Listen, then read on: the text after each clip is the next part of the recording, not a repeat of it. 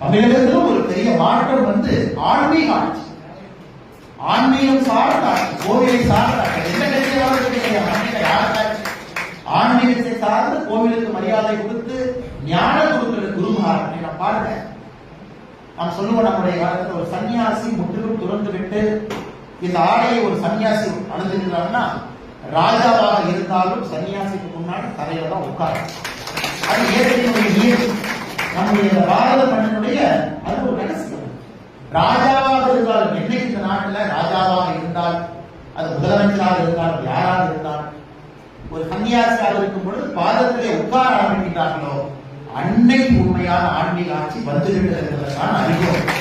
நிச்சயமாக வந்திருக்கக்கூடிய எல்லா பெரியவர்களுக்கும் மற்றும் ஒரு முறையினுடைய சிறந்தாழ்ந்த கணக்குகளை தெரிவித்து, சாஸ்திரி பஞ்சலிங்கேஸ்வர சுவாமிகளுடைய 31வது ஜெயந்தி விழா குரு பௌர்ணமியான உங்களோடு சேர்ந்த பக்தனாக இங்கே வந்து அவருடைய ஆசீர்வாதத்தை பெற்றுக்கொண்டு நல்ல ஒரு தமிழகத்தை, நல்ல ஒரு பாரதத்தை, சனாதன தர்மத்தை காப்பதற்கு உங்களோடு சேர்ந்து நானும் உறுதி பூட்டி இருந்து செல்கிறேன் என்று சொல்லி வாய்ப்பு கொடுத்த எல்லா நல்ல உள்ளவர்களுக்கும் எல்லாரும்